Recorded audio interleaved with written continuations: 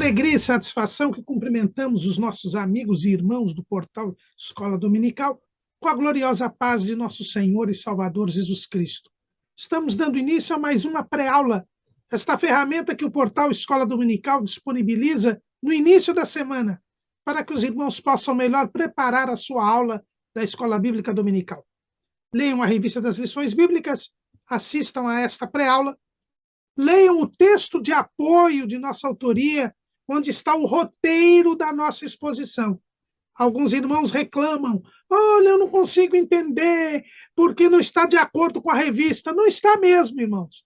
Nossa proposta aqui é dar subsídios complementares aos amados irmãos. Então, os irmãos, para não se perderem, sigam o roteiro dos slides da nosso texto de apoio. Além desses textos de apoio, nós disponibilizamos 5 ou 6 outros textos desta mesma lição, além de videoaulas e textos de apoio de todas as faixas etárias do currículo da Casa Publicadora das Assembleias de Deus e também de outros currículos da Escola Bíblica Dominical. Tudo isso no site do portal Escola Dominical, portalebd.org.br. Durante a semana também disponibilizamos breves comentários em áudio das leituras diárias sugeridas na revista. O irmão tem um momento devocional, e isto é importante. Nós estamos estudando nesse trimestre sobre o avivamento, e é necessário que nós reservemos um tempo diariamente para refletirmos na palavra de Deus, para o bem-estar espiritual de cada um de nós. Então, o irmão ainda terá este momento devocional e ainda angariará novas informações para a sua lição da Escola Bíblica Dominical. Se tiver alguma dúvida, poste a sua pergunta na sala dos professores do site do portal Escola Dominical. Nós temos visto que a sala está às moscas. São raros os irmãos que colocam ali as suas perguntas. Nós não respondemos perguntas feitas nos comentários das redes sociais do portal Escola Dominical. Também, no sábado à noite, às 19 horas, horário de Brasília, o irmão é nosso convidado para assistir ao vivo a transmissão do estudo preparatório dos professores e amigos da Escola Bíblica Dominical da Igreja Evangélica Assembleia de Deus, Ministério do Belém, aqui na sede em São Paulo. E o irmão é nosso convidado para assistir presencialmente a esta aula. Ela se realiza no Templo Antigo, na Rua Conselheiro Cotegipe 273, no bairro do Belenzinho. Mas tudo isso é a preparação da Escola Bíblica Dominical. Ela só se realiza quando o povo do Senhor, no dia do Senhor, vai à casa do Senhor para estudar a palavra do Senhor.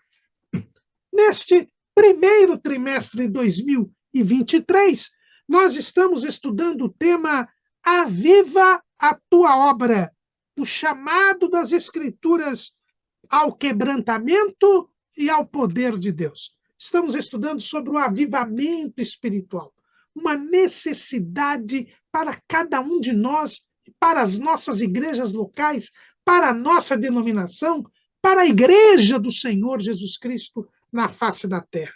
Estamos às vésperas do arrebatamento da igreja e precisamos estar todos avivados, todos com vida abundante, para podermos entrar nas mansões celestiais. O nosso comentarista neste trimestre é o pastor Elinaldo Renovato de Lima, pastor presidente das Assembleias de Deus em Parnamirim, no estado do Rio Grande do Norte. E hoje, começando o primeiro bloco do trimestre, nós tivemos uma lição introdutória. Hoje estaremos estudando a lição de número 2, o avivamento no Antigo Testamento. Agora, nesta lição e na próxima, é o primeiro bloco. Nós teremos uma visão panorâmica bíblica a respeito do avivamento. E hoje nós vamos falar do avivamento no Antigo Testamento. Veja que não é o avivamento na lei, isto porque nós iremos estudar um avivamento ainda no tempo da lei, que é o avivamento de João Batista, mas que está nas páginas do Novo Testamento. Então, aqui o Antigo Testamento é a Bíblia, né? A parte da Bíblia escrita de Gênesis até Malaquias. E nas páginas do Antigo Testamento, nós vemos o avivamento. Muitas pessoas se enganam, pensam que o avivamento é algo próprio da igreja, algo próprio do período da igreja na face da terra, que é conhecida como, esse período é conhecido como dispensação da graça. Mas não, avivamento espiritual é algo que acontece desde o início da história da humanidade. Por quê? Porque o homem, ao pecar, perdeu a comunhão com Deus, perdeu a vida espiritual. Mas Deus quer salvar o homem e criou um plano para a salvação deste homem. Um plano que existia desde antes da fundação do mundo. E neste plano de salvação, torna-se necessário, no decorrer dos anos, que Deus promova renovação espiritual, promova despertamento, fortalecimento espiritual, porque, como nós vimos, na única vez que aparece a palavra avivar na Bíblia Sagrada, e é no Antigo Testamento, o decurso do tempo, o decurso dos anos, faz com que haja um torpor espiritual, que haja uma acomodação espiritual, que haja uma perda de ânimo espiritual. E esta perda de ânimo, e esta perda de força espiritual, e esta perda de fervor espiritual exige um avivamento. Foi o que disse o profeta Abacuque na sua oração, que é o tema do nosso trimestre. Aviva, ó Senhor, a tua obra no meio dos anos. No meio dos anos a notifica, na ira, lembra-te da misericórdia. Abacuque 3:2. Então, há uma necessidade de, em tempos, o Senhor agir para que haja um despertamento espiritual, para que haja abundância de vida, para que haja fortalecimento espiritual, para que haja nitidez entre os que servem a Deus e os que não servem, para que haja uma agilização do plano divino para a salvação. São esses os 5 significados de avivamento que nós vimos na lição passada. E, ao longo dos anos, o Senhor, então, promoveu a abundância de vida espiritual, promoveu a renovação espiritual, promoveu o fortalecimento espiritual, promoveu a nitidez, a discriminação espiritual e promoveu a busca do poder de Deus, promoveu o fortalecimento, a nitidez e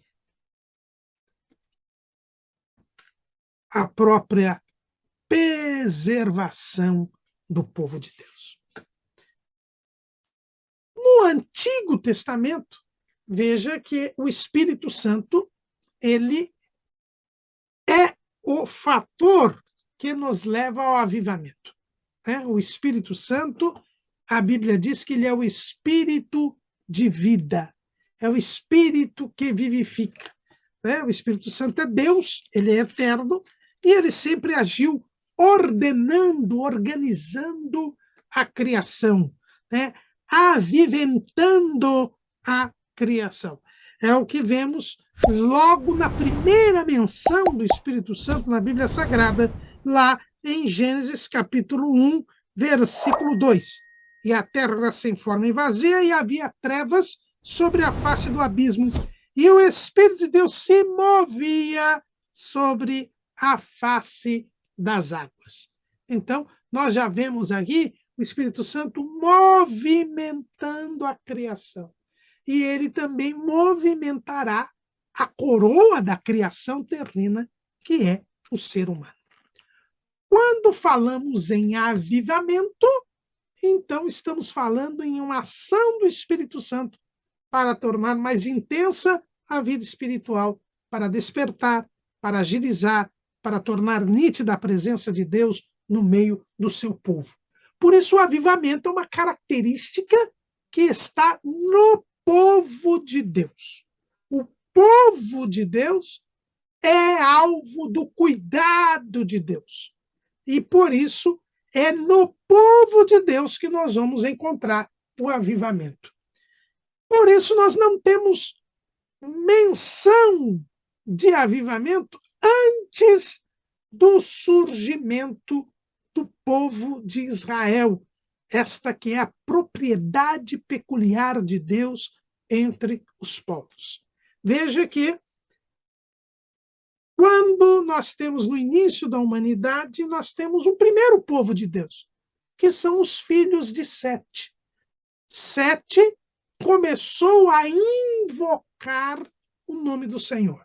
Podemos até dizer que nesta atitude de Sete, que foi dada ao primeiro casal em lugar de Abel, nós vamos encontrar ali um avivamento, podemos dizer assim, né? Sete, ele sente a necessidade de buscar a Deus e ele então vai buscar a Deus. E nesta busca a Deus surge os filhos de Deus. Estes filhos de Deus mencionados no capítulo 6 do livro do Gênesis são os descendentes de Sete. Né? E aconteceu que, como os homens começaram a multiplicar-se sobre a face da terra e lhe nasceram filhas, viram os filhos de Deus. Quem eram os filhos de Deus? Os descendentes de Sete, que invocavam o nome do Senhor. Mas, lamentavelmente, e é isto que o texto vai dizer aqui, em Gênesis 6, estes filhos dos homens se misturaram, esses filhos de Deus, que são os descendentes de Sete, se misturaram com as outras linhagens, que eram as filhas dos homens. E houve, então, a queda deste povo. É interessante ver que no momento desta queda que Deus levanta o primeiro profeta, que foi Enoque. Enoque profetizou a respeito do juízo de Deus. E aqui nós vemos Deus já agindo. E a dinâmica no Antigo Testamento do avivamento é esta dinâmica. Deus levanta profetas para chamar o povo ao arrependimento. E quando o povo reage favoravelmente, ocorre o avivamento. É assim que ocorre o avivamento no Antigo Testamento. Por quê? O escritor aos Hebreus nos explica. Hebreus, capítulo 1, versículo 1. Havendo Deus antigamente falado muitas vezes e de muitas maneiras aos pais pelos profetas, a nós falamos nestes últimos dias pelo Filho. Então, o avivamento no Antigo Testamento, ele é caracterizado por esta dinâmica, por este esquema, podemos dizer assim. Deus levanta o profeta diante de uma situação espiritual desagradável a Deus. Deus mostra o seu amor para com o homem, dando ao homem a oportunidade para que ele viesse a se arrepender. e para que a vida espiritual fosse renovada, para que a comunhão com Deus fosse restaurada, para que o povo voltasse a ser o povo de Deus, o povo separado de Deus, para que as bênçãos de Deus retornassem, para que o povo de Deus desfrutasse da sua condição de povo de Deus. O avivamento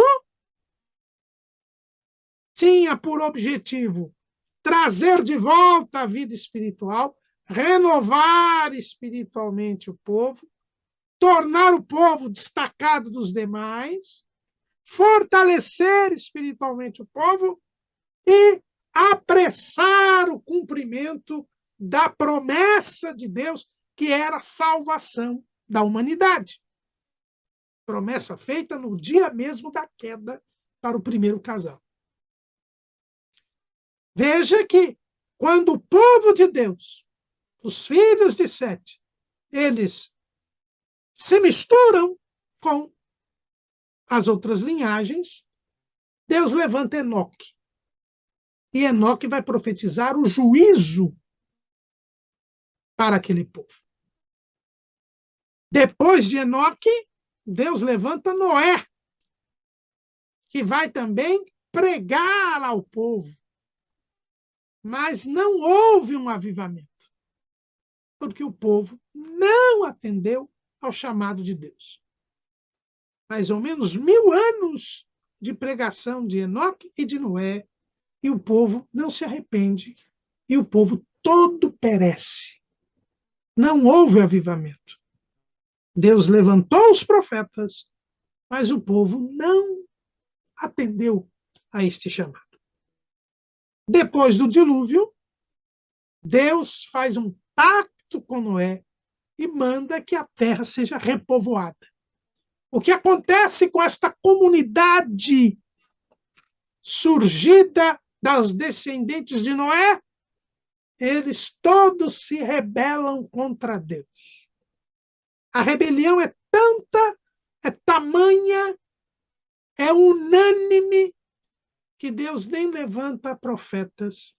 Deus simplesmente confunde as línguas e aquele povo que não queria se espalha pela face da terra, gerando os gentios, as nações, todas elas rebeldes contra Deus.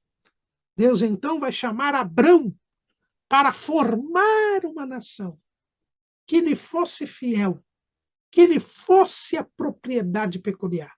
Surge então o novo povo de Deus, que é o povo de Israel. Vem Abraão, vem Isaque, vem Jacó, eles creem em Deus, confiam em Deus, são os patriarcas, esperam a cidade do céu, a cidade celestial, a pátria celestial, e o povo de Deus se forma. Deus cria aquela condição de levar José primeiro ao Egito, depois transforma José em governador do Egito, e aí faz com que aquelas 72 pessoas que formavam o clã de Jacó, já mudado seu nome para Israel, eles descem ao Egito e ali Deus os multiplica grandemente. Mas nesta multiplicação, nesta estada, que é de 215 anos ali, o povo se deixa levar pelo modo de vida dos egípcios. Veja que Deus ainda os fez viver separados dos egípcios na terra de Gósen, mas, infelizmente, eles se impressionam pela civilização egípcia, a civilização mais avançada daquele tempo, e o Senhor diz que eles se deixaram levar pelo Egito. Veja que lá no livro do profeta Ezequiel, no capítulo 20, no versículo 6, o profeta diz: naquele dia levantei a mão para eles, para os tirar da terra do Egito, para uma terra que tinha previsto para eles, a qual mana leite e mel, e é a glória de todas as terras. Então lhes disse: cada um lance de si as abominações de seus olhos, e não vos contamineis com os ídolos do Egito. Eu sou o Senhor vosso Deus.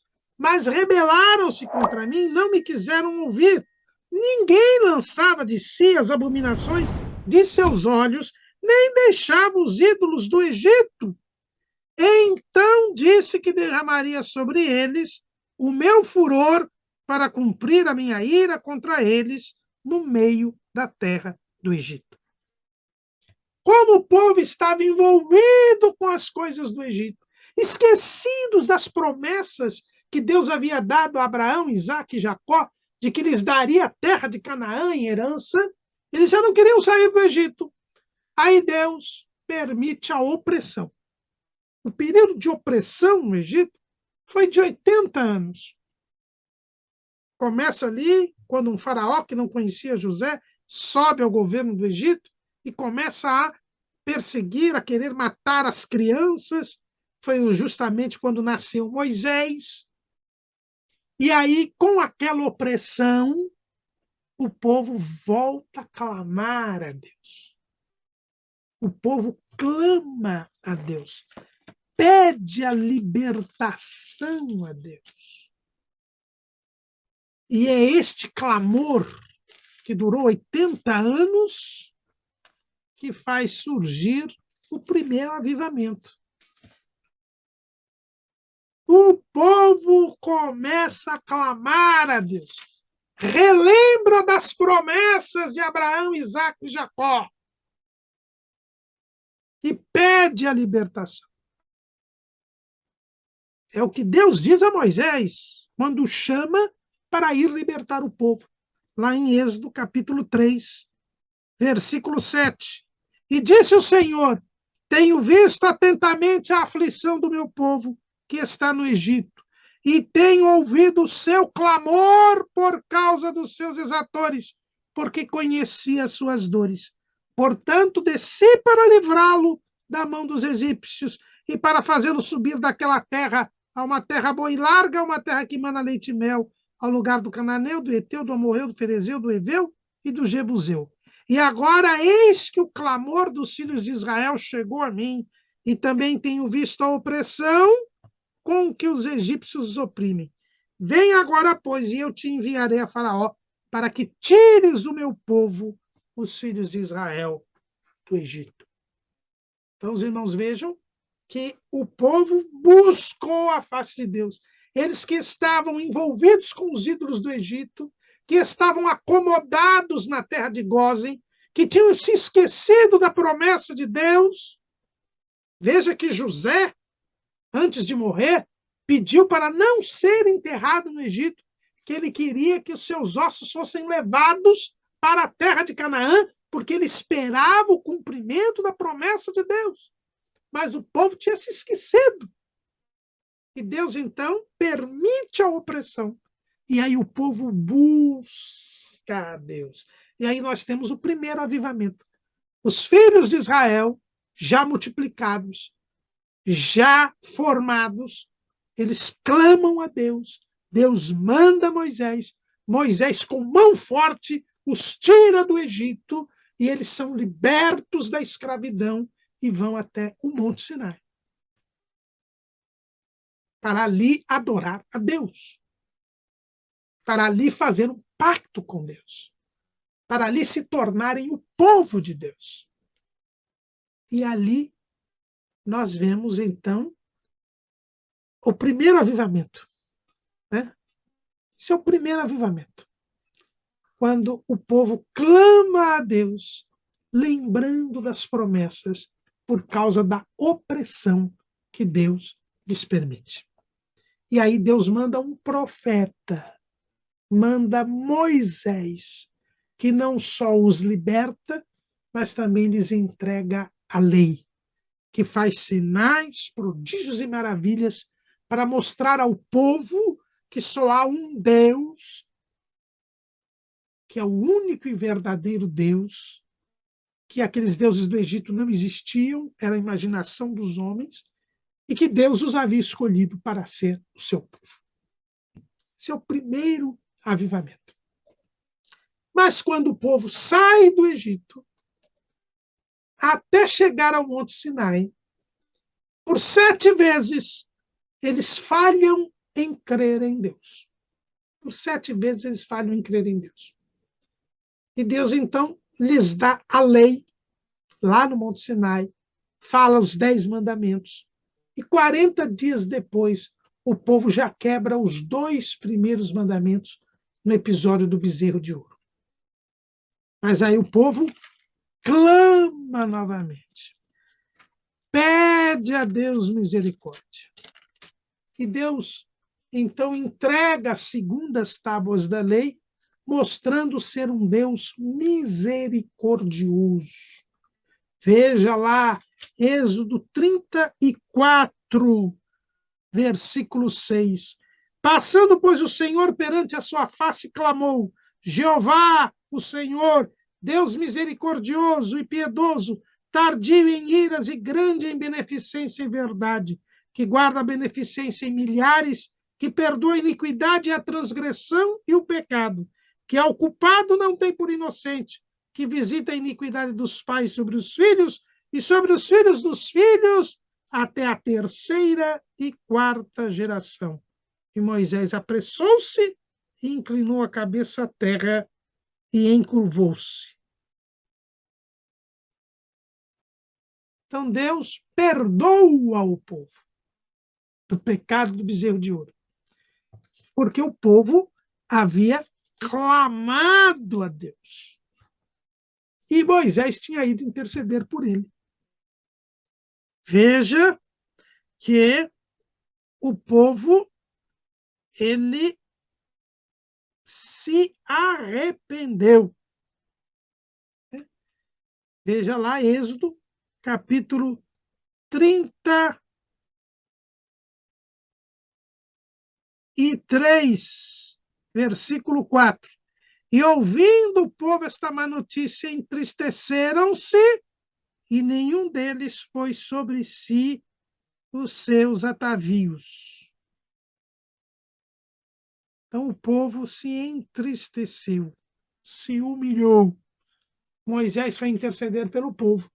E Deus, então, entrega as segundas tábuas da lei, demonstrando seu perdão para o povo e mantendo o pacto que tinha com o povo.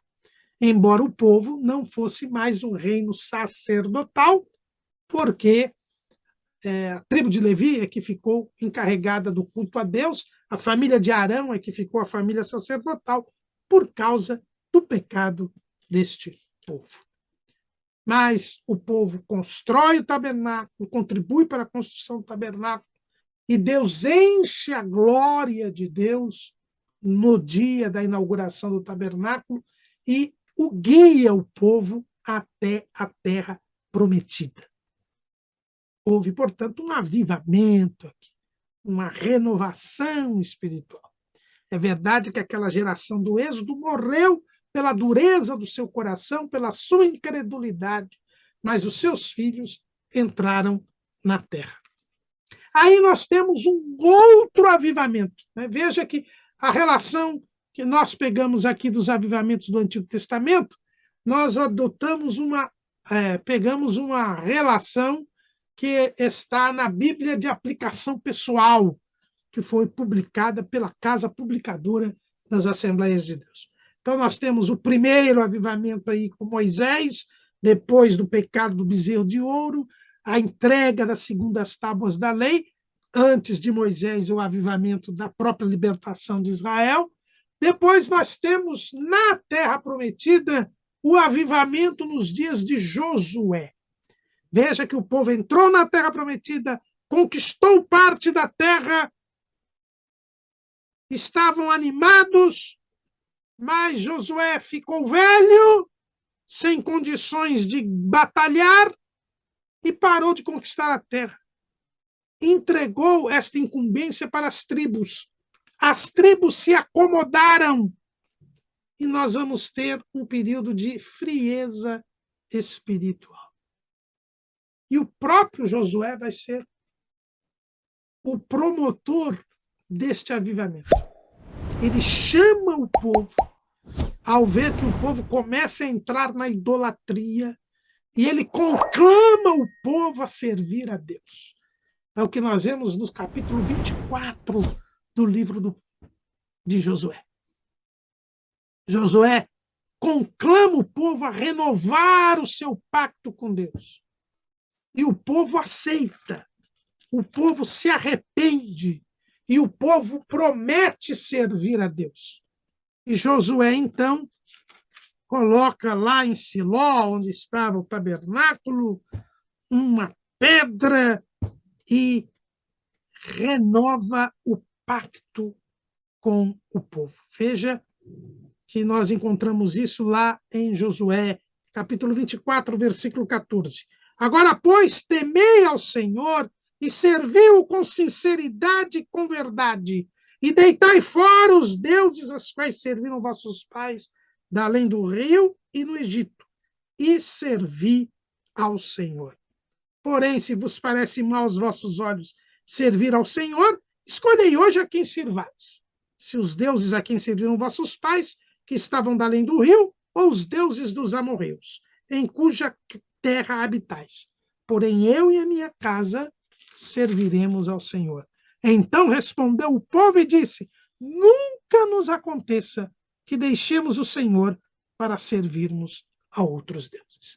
Então nós temos aqui a renovação do pacto, quando o povo acomodou-se, deixando de conquistar a terra, e acabou começando a se envolver com os ídolos das nações do lado. Eles renovaram o pacto com o Senhor. Mas a verdade é que com a morte de Josué, com a morte dos anciãos dos dias de Josué, com a morte de Eleazar, que era o segundo sumo sacerdote, e com a morte de Finéias, que foi o terceiro sumo sacerdote, o povo se envolveu na idolatria. Nós vamos ter um período de total frieza espiritual. É o período dos juízes, onde geração após geração o povo pecava, Deus oprimia o povo clamava a Deus, Deus levantava um libertador, mas o povo voltava a pecar. Foram mais ou menos 300 anos nesse círculo vicioso do pecado, que só vai terminar com um avivamento. O avivamento promovido por Samuel. Samuel, que é levantado por Deus como profeta, porque o povo ficou sem profeta durante todo esse tempo. Sem profetas regulares durante todo esse tempo. Justamente sem haver o profeta, não havia o avivamento, porque o avivamento no Antigo Testamento, Deus levanta um profeta que conclama o povo ao arrependimento, e aí o povo se arrepende. É assim que acontece. Né? Veja que lá em 1 Samuel, capítulo 3, é atestado que não havia profetas regulares em Israel, até a vinda de Samuel. E o jovem Samuel servia ao Senhor perante Eli, e a palavra do Senhor era de muita valia naqueles dias. Não havia visão manifesta. Foi com Samuel que, a partir dali, Deus vai ter continuadamente profeta. É o que nós lemos ainda em 1 Samuel, capítulo 19. E crescia Samuel, e o Senhor era com ele, e nenhuma de todas as suas palavras deixou cair em terra. E todo Israel, desde Dan até Berseba, conheceu que Samuel estava confirmado por profeta do Senhor. E continuou o Senhor a aparecer em Siló, porquanto o Senhor se manifestava a Samuel em Siló pela palavra do Senhor.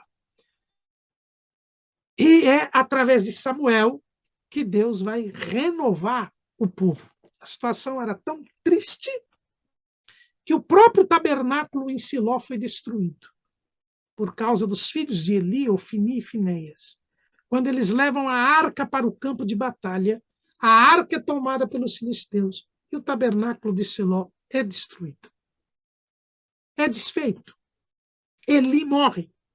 Mas Samuel chama o povo, alguns anos depois, para um concerto com Deus. É o que nós vemos lá no capítulo 7 do primeiro livro de Samuel. Samuel chama o povo ao arrependimento, conclama o povo. Veja lá, 1 Samuel 6:3.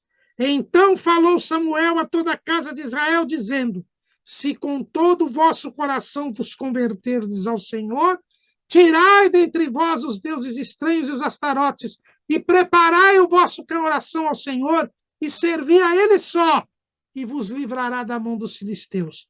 Então os filhos de Israel tiraram dentre si os Balaíns e os astarotes, e serviram só ao Senhor. E aí eles foram vitoriosos contra os filisteus, não eliminaram os filisteus ainda, mas começaram a vencê-los, a tirá-los da terra de Israel, pelo menos. E aí nós temos um avivamento espiritual. Com Samuel, nós vamos encontrar outro fato, que é a criação das escolas de profetas, que a partir dali começam a ensinar a palavra de Deus ao povo, já que os pais eram falhos na educação doutrinária do povo. Veja que a falta do ensino da lei em casa foi um fator preponderante para o período de frieza espiritual que viveu Israel durante o período dos juízes. E Samuel, ao conclamar o povo ao arrependimento, ele cria uma alternativa para que o povo não tivesse a privação da palavra de Deus. Não há avivamento sem a palavra de Deus. Samuel, então, levanta o povo e traz um avivamento para o povo.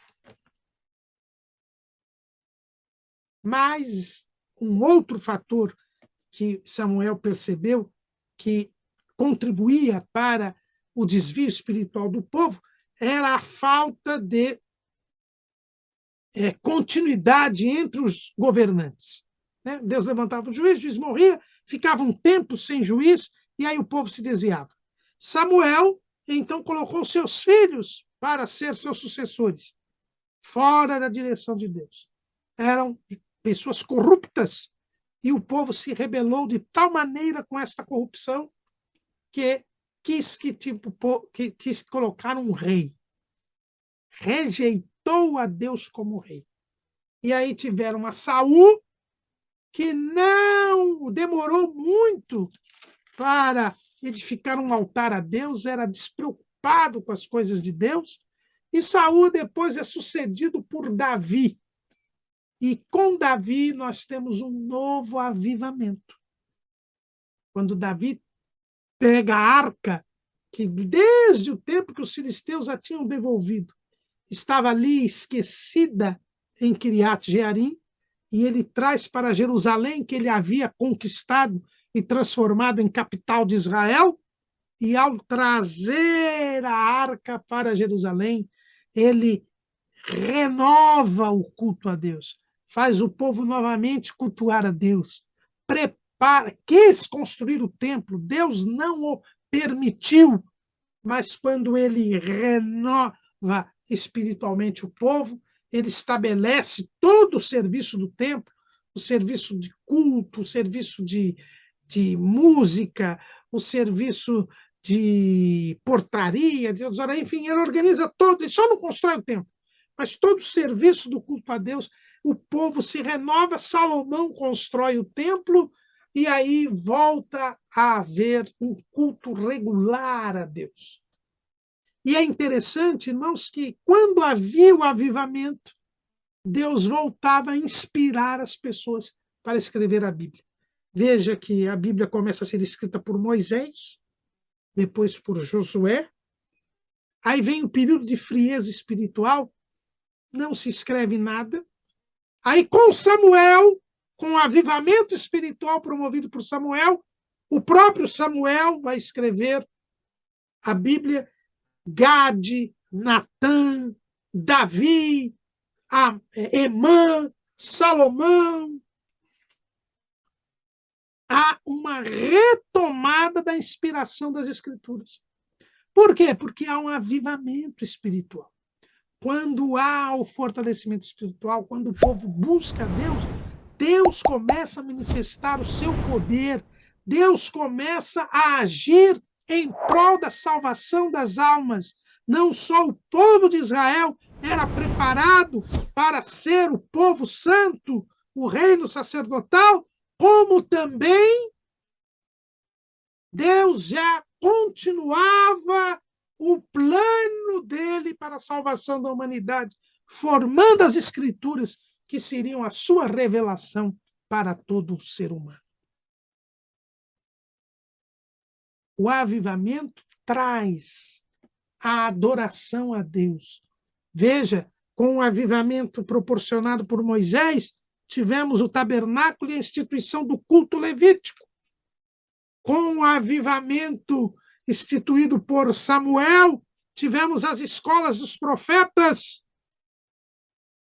Com o avivamento promovido por Davi, tivemos a construção do templo e a restauração do culto regular que havia sido descontinuado com a destruição do tabernáculo.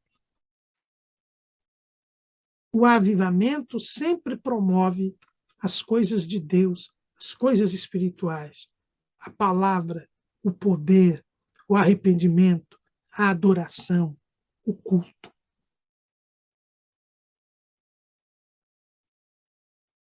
Não se deve também esquecer que é o período de Davi e Salomão, o período do apogeu de Israel, onde Israel tem sua maior prosperidade material e política. Mas Salomão se desvia, reintroduz a idolatria que havia sido tirada lá por Samuel, e ele reintroduz a idolatria, e por causa dessa idolatria o reino é dividido, e aí nós vamos ter um novo período de frieza espiritual. E esta frieza espiritual vai ser no reino do sul, o reino de Judá, o reino que ficou com Jerusalém, onde o culto a Deus permaneceu. Nós vamos ter um avivamento espiritual no reinado de Asa, que é o terceiro rei de Judá. Roboão, filho de Salomão, idólatra. Abias, seu filho, também idólatra e polígamo. Mas Asa, ele restaura o culto a Deus. O avivamento do tempo do rei Asa foi promovido por um profeta também. Sempre assim. Veja, Samuel era profeta, Davi era rei, mas também era profeta, e nós temos no rei Asa o avivamento que é proporcionado por um profeta. Né? O profeta, vamos ler lá no segundo livro das Crônicas, capítulo 14. E Deus levanta o profeta Azarias, filho de Obed. Lá no capítulo 15 do segundo livro das Crônicas. Então veio o Espírito de Deus sobre Azarias, filho de Obed, e saiu ao encontro de Asa e disse-lhe: ouvi-me, Asa, e todo Judá e Benjamim. O Senhor está convosco, enquanto vós estáis com eles. E se o buscardes, o achareis. Porém, se o deixardes, vos deixará. E o versículo 8 diz: ouvindo, pois, Asa estas palavras e a profecia do profeta, filho de Obed, esforçou-se e tirou as abominações de toda a terra de Judá e de Benjamim, como também das cidades que tomaram nas montanhas de Efraim, e renovou o altar do Senhor, que estava diante do pórtico do Senhor, e ajuntou a todo Judá e Benjamim, e com ele os estrangeiros de Efraim e de Manassés e de Simeão, porque de Israel vinham a ele em grande número, vendo que o Senhor seu Deus era com ele. E ajuntaram-se em Jerusalém no 3º mês, no ano 10º do reinado de Asa. E no mesmo dia ofereceram em sacrifício ao Senhor do despojo que trouxeram 600 bois e 6.000 ovelhas. E entraram no concerto de buscarem o Senhor, Deus de seus pais, com todo o seu coração e com toda a sua alma. Mais uma vez, Deus levanta um profeta, aqui o Azarias, filho de Obed, e ele conclama o povo ao arrependimento. Asa, que era o rei, ouve aquela palavra, crê nela, e o povo todo crê e buscam a Deus de todo o seu coração. E voltam a cumprir a lei. Porque esse era o objetivo. No Antigo Testamento, o pacto que Deus tinha com Israel era a lei. Então Deus levantava o profeta para que o profeta apontasse ao povo o desvio espiritual, a inobservância dos mandamentos e conclamasse o povo a voltar a servir a Deus, a voltar a cumprir a lei, e o povo se arrependia e voltava e renovava o seu compromisso de cumprir a lei. O próximo avivamento que teremos também no Reino do Sul é o avivamento de Josafá, filho de Asa. Asa, no final de sua vida, perseguiu profetas. Deu aí uma desviada, né? E, embora não tenha morrido sem salvação, mas teve um período de frieza espiritual. E Josafá perigosamente se envolveu com Acabe e com sua família, que era o rei do Reino do Norte, que havia instituído a idolatria Baal e Azerá, juntamente com a sua mulher, a famigerada Jezabel. Josafá se aparenta com Acabe, mas, apesar disso, ele promove um avivamento também, né, quando o povo é atacado por um exército numeroso. Josafá clama a Deus, faz o povo orar e jejuar ao Senhor diante daquela multidão que vinha para destruir Judá, contra a qual ele não poderia lutar. E ele vai buscar a Deus. E Deus levanta um profeta que diz para o povo não temer, para o povo ir com os músicos à frente para o campo de batalha, louvando a Deus. E Deus dá um grande livramento, né? Porque quando eles chegam lá, Deus já havia vencido aqueles exércitos, feito eles se matarem entre si. Veja lá no 2º livro das Crônicas, capítulo 20. Então Josafá temeu e pôs-se a buscar o Senhor, e apregoou jejum em todo Judá. E Judá se ajuntou para pedir socorro ao Senhor. Também de todas as cidades de Judá vieram para buscarem o Senhor. E pôs-se Josafá em pé na congregação de Judá e de Jerusalém, na casa do Senhor, diante do pátio novo. E disse: Ah, Senhor Deus de nossos pais, porventura não és tu Deus dos céus? Pois tu és o dominador sobre todos os reinos das gentes, e na tua mão há força e poder, e não há quem se possa resistir. E aí o versículo 14 diz: Então veio o Espírito do Senhor, no meio da congregação, sobre Jaaziel, filho de Zacarias, filho de Benaías, filho de Israel, filho de Matanias, levita dos filhos de Asaf. E Jaaziel disse: Dai ouvidos todos Judá, e vós, moradores de Israel, e tu, ó rei Josafá, assim o Senhor vos diz: Não temais, nem vos assusteis por causa desta grande multidão, pois a peleja não é vossa, senão de Deus. Então houve aqui uma humilhação nacional. O povo buscou a Deus jejuou e orou, e Deus deu grande vitória para eles. Houve um avivamento espiritual. Veja que Josafá já se preocupara em mandar levitas e sacerdotes para todas as cidades ensinar a palavra de Deus para o povo. Se preocupou em colocar juízes para julgar conforme a lei de Deus.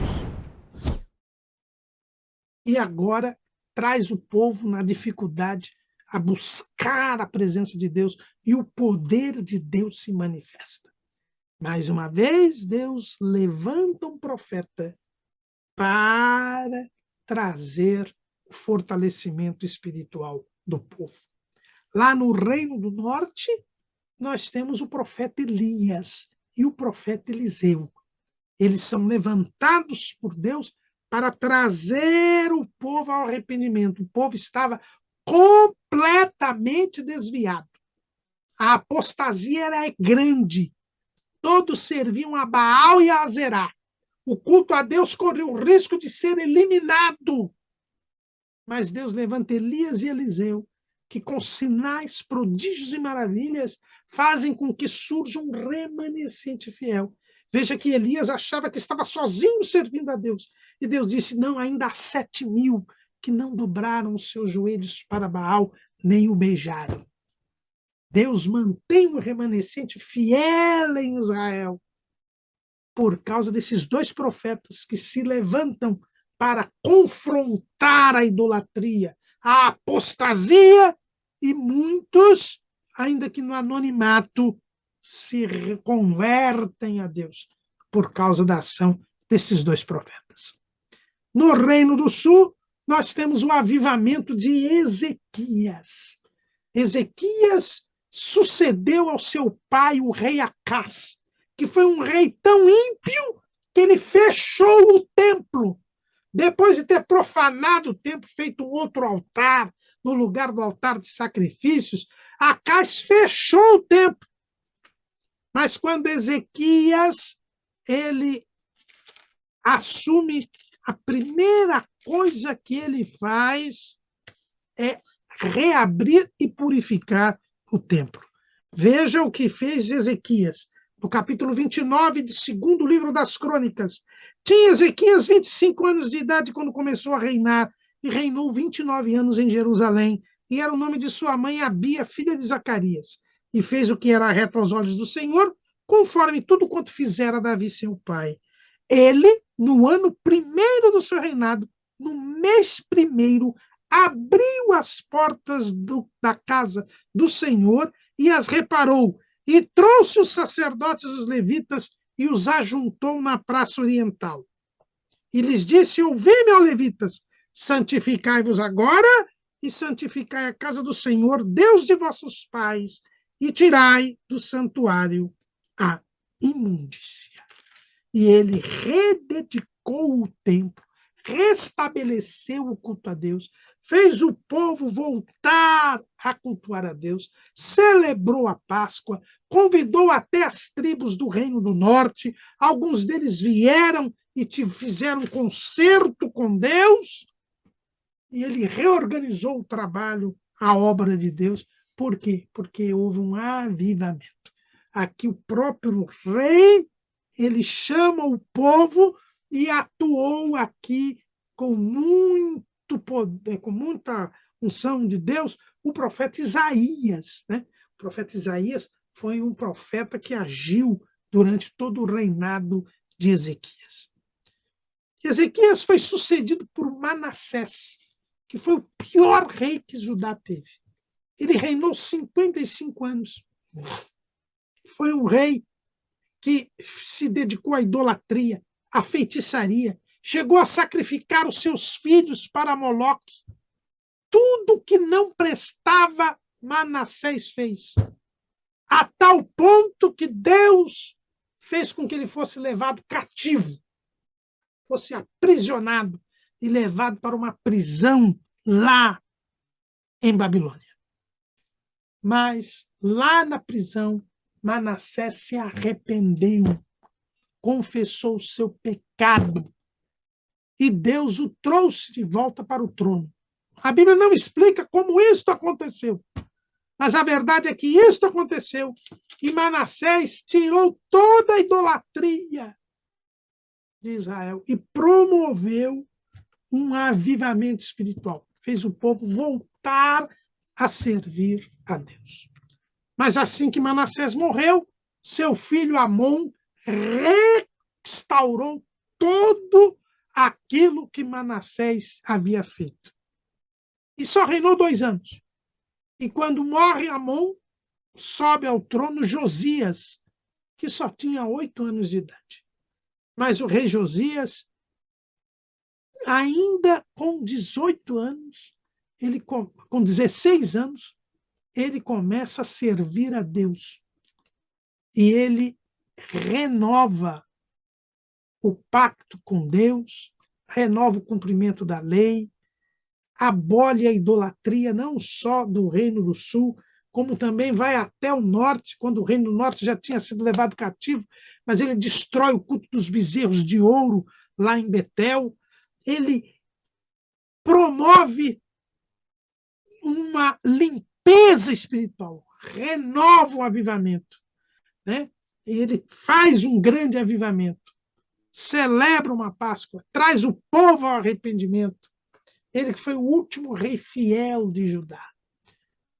Nesta ocasião, profetiza Uda, o profeta Jeremias, eles são levantados por Deus. E o povo é chamado ao arrependimento. E Josias consegue trazer o povo ao arrependimento. Mas quando Josias morre, o povo volta novamente à idolatria. E aí, como Deus havia estabelecido, o povo é levado cativo. Veja que não adiantou Jeremias pregar, não adiantou Ezequiel pregar, não adiantou Abacuque pregar, não adiantou. O povo não se arrependeu e o cativeiro veio. Quando o povo volta do cativeiro,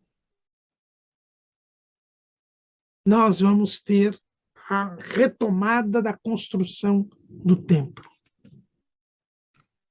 Mas os inimigos de Israel, os samaritanos, os amonitas, eles conseguem embargar o templo.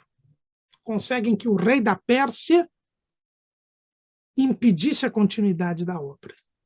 O povo desanima e cada um vai cuidar da sua vida.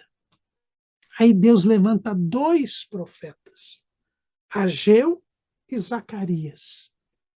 Esses profetas reanimam o povo. E o povo recomeça a construção do templo. Os adversários procuram atrapalhar, mas não conseguem. E Deus faz com que o rei da Pérsia confirme a construção do templo. E o segundo templo é construído. Nós temos aí um novo avivamento, através de Zacarias e de Ageu, que inclusive animam tanto Zorobabel, que era o governador e descendente de Davi, quanto Josué, que era o sumo sacerdote. Os anos se passam e nós vamos ter um novo avivamento nos dias de Esdras e Neemias.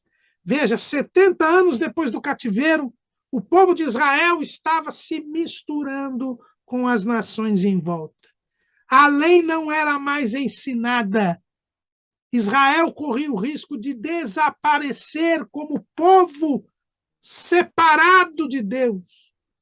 Aí Deus levanta Esdras, que vivia lá na Babilônia, era escriba da lei, portanto, estudioso da lei, e faz com que o rei da Pérsia mande Esdras para Jerusalém.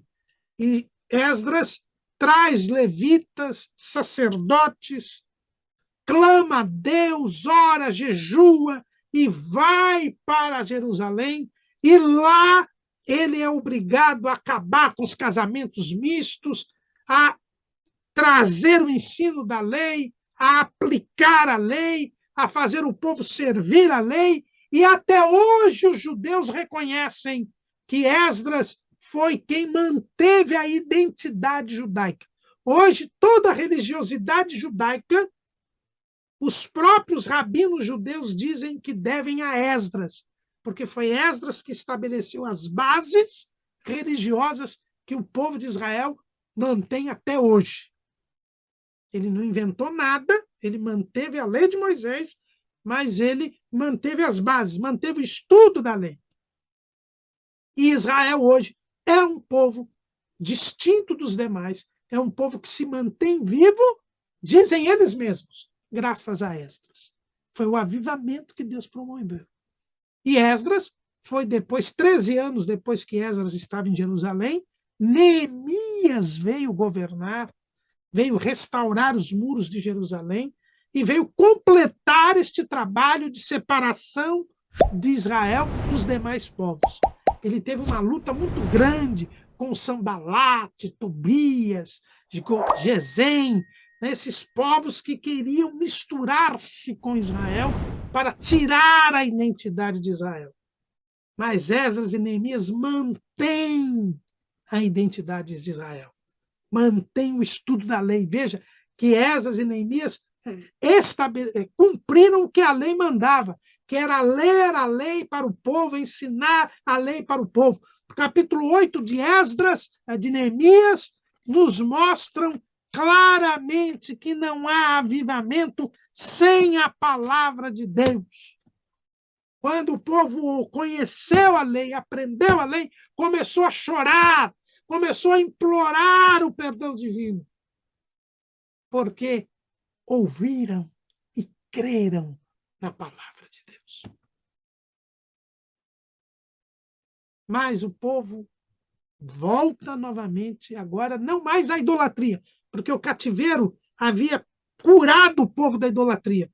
Mas o povo começa a ter uma indiferença, a seguir a Deus automaticamente, de forma rotineira, sem amor, sem dedicação. E é aí, irmãos, neste instante, que Deus se cala. Depois do profeta Malaquias, que denunciou a indiferença do povo, Deus se cala. E durante 400 anos não vai levantar nenhum profeta mais. E o povo não tem avivamento.